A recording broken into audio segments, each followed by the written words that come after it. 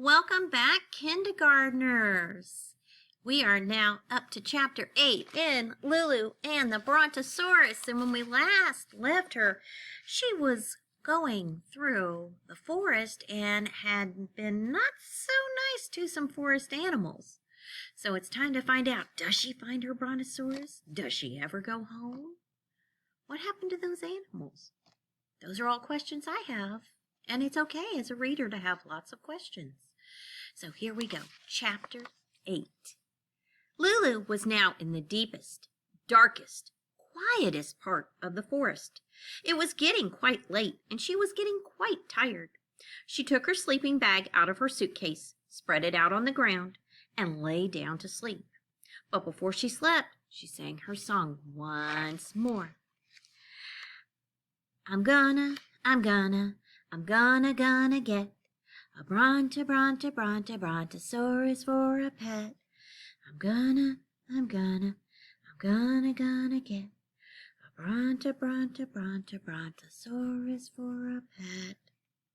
Actually, she never got to sing the last line because before she could get to it, she was sleeping. Chapter 8 1/2. At dawn, Lulu woke to the sound of birds calling to one another and the dusky, musky smell of the forest floor and the feel of a gentle late summer breeze blowing across her face, and the taste, because she hadn't bothered to brush her teeth before bedtime, of yesterday's pickle sandwich. She also woke to the sight of something so huge, so enormous, so utterly gigantic that she thought, no, she was sure that she was still dreaming. It looked like a mountain, except this mountain had legs, a very long neck, and a very small head. It was, as I'm sure you've already figured out, the Brontosaurus that Lulu was searching for.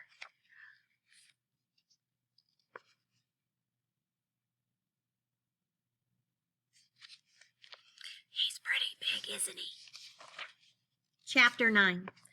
Lulu closed, then opened, then closed, then opened her eyes again, and decided she wasn't dreaming at all. She quickly climbed out of her sleeping bag and announced to the Brontosaurus, "It's my birthday today, and just in time, I found you." "No, I found you," the Brontosaurus told Lulu, "and I'd like to wish you a very happy birthday." "Oh, it will be happy," Lulu said to the Brontosaurus, "because you," she patted his ankle, because his ankle was as high as she could reach, "you are the pet I'm getting for my birthday." The Brontosaurus bent his neck so his face was close to Lulu's. He looked at her back to front, head to toes, sniffing at her carefully with his Brontosaurus nose and making a rumbling noise. No one knows knows how dinosaurs sound, so in my story, they rumble.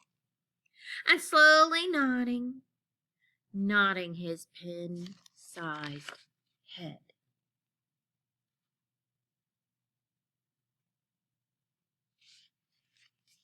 Anybody wondering what he's thinking?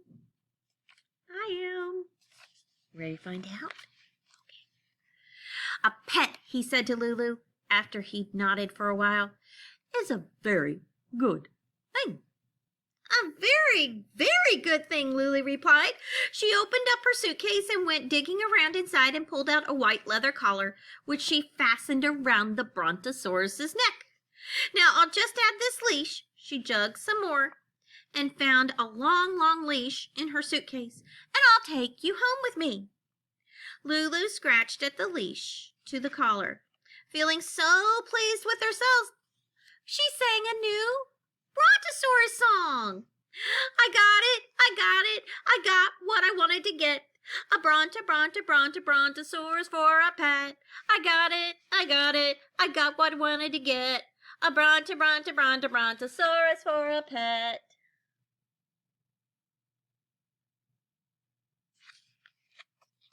Lulu's a loud kid, isn't she? Mm-hmm. But that's okay. Some people are quiet kids, some people are loud kids. Same with grown-ups. She would have kept feeling pleased with herself, except now the Brontosaurus was shaking his head, and now in his rumbling voice he said, "No!" He was saying no and shaking his head till the collar and leash flew off. "No," he said, "I don't want to be your pet." Lulu, remember, hated hearing no? She really hated hearing no. So she screeched, "Ah!" till the birds all fled from the trees, and then she threw herself on the floor and she kicked her heels and her arms.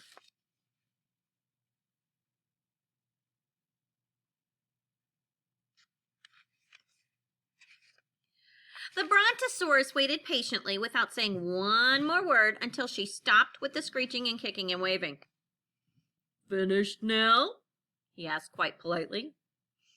"Maybe I am," Lulu said, "and maybe I'm not. It all depends."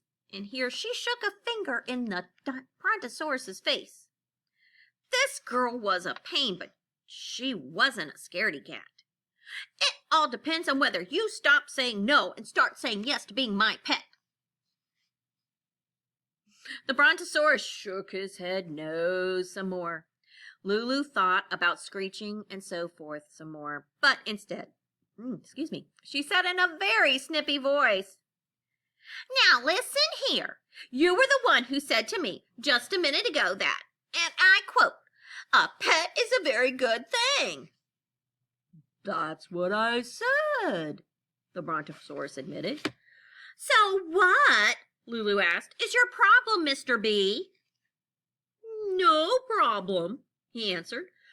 "Just a misunderstanding. Because when I said a pet is a very good thing, I didn't mean I wanted to be your pet. I meant that you'd be a very good pet for me."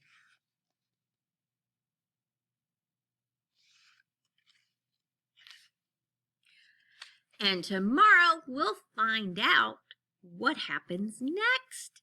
Is Lulu going to be a pet for the Brontosaurus she now calls Mr. B?